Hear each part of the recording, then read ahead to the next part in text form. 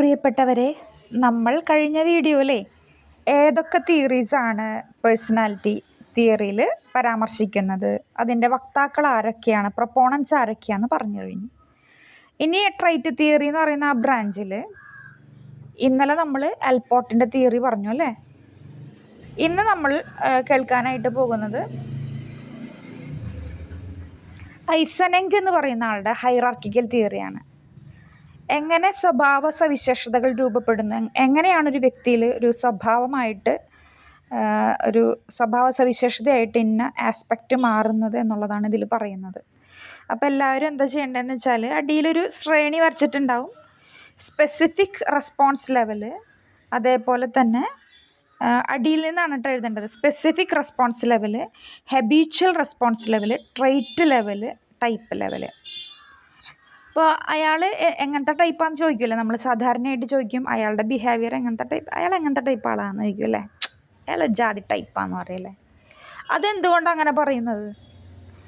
അയാൾ നമ്മൾ ഒബ്സർവ് ചെയ്യുമ്പോൾ അല്ലെങ്കിൽ അയാളുമായി പരിചയപ്പെടുമ്പോൾ അയാളുടെ ബിഹേവിയർ ആയി കമ്പയർ ചെയ്യുമ്പോഴാണ് നമ്മൾ പറയുന്നത് അയാൾ ഇന്ന ടൈപ്പ് ആളാണ് അല്ലേ.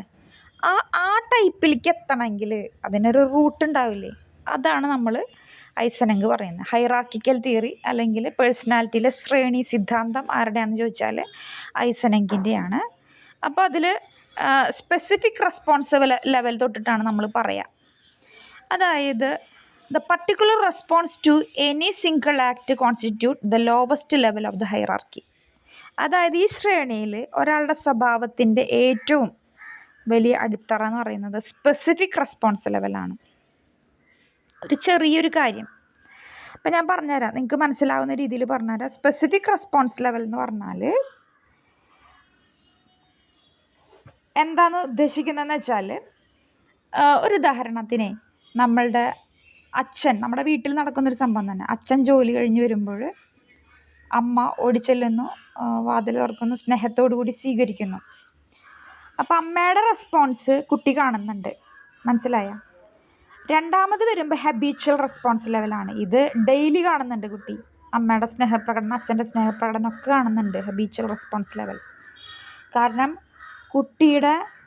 കുട്ടി പഠിക്കുന്നത് അവൻ്റെ കുടുംബത്തിൽ നിന്നാണ് അല്ലേ. എങ്ങനെയാണ് അവരുടെ ബിഹേവിയർ രൂപപ്പെടുന്നത് എന്നുള്ളത് അവരുടെ പാരൻസിൽ നിന്നാണ് നമ്മൾ പഠിക്കുക.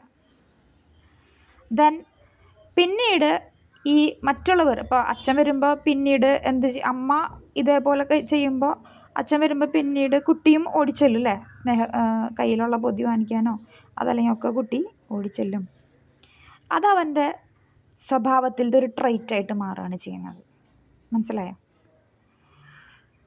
ഓക്കെ, അപ്പോൾ അടിയിൽ നിന്ന് തുടങ്ങുകയാണ്. സ്പെസിഫിക് റെസ്പോൺസ് ലെവൽ എന്ന് പറഞ്ഞാൽ കുട്ടി ആദ്യം ഒബ്സർവ് ചെയ്യുന്നുണ്ട്, പിന്നീട് അത് അവൻ്റെ ജീവിതത്തിൽ അവൻ കണ്ടുകൊണ്ടിരിക്കുകയാണ്, ഒരു ഹാബിറ്റായിട്ട് കണ്ടുകൊണ്ടിരിക്കുകയാണ്. അമ്മ ഓടിച്ചെല്ലുന്നതും അച്ഛനെ സ്വീകരിക്കുന്നതും ഒക്കെ കാണുകയാണ്. പിന്നീട് അത് അവൻ്റെ സ്വഭാവത്തിൽ ഒരു സവിശേഷതയായിട്ട് മാറുകയാണ്. അച്ഛൻ വരുന്നത് അവനും ഓടിച്ചെന്ന് സ്വീകരിക്കുന്നു. ദെൻ പിന്നീട് അവൻ ടൈപ്പ് ലെവലാവാണ്. ടൈപ്പ് ലെവൽ എന്ന് പറഞ്ഞാൽ എന്താണ്? ഇത് കുട്ടിയുടെ സ്വഭാവമായിട്ട് മാറുകയാണ്. എങ്ങനെയാണ് സ്വഭാവമായിട്ട് മാറുന്നത്? മറ്റുള്ളവർ വീട്ടിൽ വരുമ്പോൾ എങ്ങനെ സ്വീകരിക്കണം. ഇപ്പം നമ്മുടെ കുട്ടികളെ ആരെങ്കിലും വീട്ടിൽ വന്നാൽ ചില കുട്ടികൾ നമ്മൾ ഒബ്സർവ് ചെയ്യുമല്ലേ, നമ്മൾ വേറെ വീട്ടിലൊക്കെ പോകുമ്പോൾ ഒബ്സർവ് ചെയ്യും. ചില കുട്ടികൾ ഓടിച്ചെന്നിട്ട് ഒളിച്ചിരിക്കും, പുറത്തേക്കേ വരില്ല. ചിലർ മൊബൈലിലായിരിക്കും. അപ്പോൾ ഇതൊക്കെ ഈ വരുന്നവർ ശ്രദ്ധിച്ചിട്ട് പറയാം, കൊച്ചിൻ്റെ സ്വഭാവം എന്ത് മോശം സ്വഭാവം, വീട്ടുകാരോരൊന്ന് പഠിപ്പിച്ചിരിക്കണം. എന്നാൽ ചില കുട്ടികൾ വന്ന് നമ്മുടെ അടുത്തിരിക്കും, ചിരിക്കും, ചിലപ്പോൾ വെള്ളം കൊണ്ട് തരും അല്ലേ, ജ്യൂസ് കൊണ്ട് തരും. അപ്പം നമ്മൾ മനസ്സിലായിരിക്കും സന്തോഷമാണ് കുട്ടികളെ അല്ലേ. ഇതൊക്കെ നമ്മൾ മുതിർന്നവർ ശ്രദ്ധിക്കണം. അതല്ലെങ്കിൽ നമ്മൾ അവരെ പാരൻസിനെ തന്നെ കുറ്റം പറയും അല്ലേ. എന്ത് കിടാവണത് എന്ന് പറയില്ലേ, നമ്മുടെ ഇവിടെ കൊളോക്കിയലായിട്ട് പറയുന്ന കേട്ടോ, തൃശ്ശൂർ ഭാഷയിൽ കൊച്ചെന്നാണ് കിടാവെന്ന് പറഞ്ഞാൽ. അപ്പോൾ സ്പെസിഫിക് എന്ന് പറഞ്ഞാൽ ആ കുട്ടിയുടെ ഒരു സ്വഭാവമായിട്ട് രൂപപ്പെടുന്ന 4 ഘട്ടങ്ങളാണ് ഈ കണ്ടത്. സ്പെസിഫിക് റെസ്പോൺസ് ലെവൽ എന്ന് പറഞ്ഞാൽ ആദ്യം കുട്ടിയെ ഒബ്സർവ് ചെയ്യും, പിന്നീട് അത് അവൻ കണ്ടുകൊണ്ടിരിക്കുകയാണ്, ഹാബിറ്റായിട്ട് മാറുകയാണ്, പിന്നീട് അത് അവൻ്റെ സ്വഭാവ സവിശേഷതയായിട്ട് മാറുകയാണ്, ട്രൈറ്റ്, പിന്നീട് അവൻ അങ്ങനെയുള്ളൊരു ടൈപ്പ് ആളായിട്ട് മാറുകയാണ്. അച്ഛനെ മാത്രമല്ല വീട്ടിൽ വരുന്ന എല്ലാവരെയും സ്വീകരിക്കുന്ന ലെവലിലേക്ക് അവൻ മാറിക്കഴിഞ്ഞു കേട്ടോ. അപ്പോൾ ഇങ്ങനെ ഒരാളുടെ സ്വഭാവമായിട്ട് മാറുന്ന ശ്രേണി സിദ്ധാന്തം അവതരിപ്പിച്ചത് ആരാണ്? ഐസൻഹോക്കാണ്. ക്ലിയറായി എന്ന് വിചാരിക്കുന്നു കേട്ടോ. ഇനി അതിൻ്റെ കൂടുതലായിട്ട് പറയേണ്ട കാര്യമൊന്നുമില്ല. അതുതന്നെയാണ് ഇതിൻ്റെ ഡിസ്ക്രിപ്ഷനായിട്ട് കൊടുത്തിരിക്കുന്നത്. പേഴ്സണാലിറ്റിയിൽ ഒരു ശ്രേണി സിദ്ധാന്തം രൂപീകരിച്ചത് ഐസൻഹോക്കാണ്. അല്ലെങ്കിൽ ടൈപ്പ് ലെവൽ അപ്രോച്ച് കൊണ്ടുവന്നത് ആരാണെന്ന് ചോദിച്ചാൽ ആരാണ്? നമ്മളുടെ ഐസൻഹോക്കാണ് കേട്ടോ.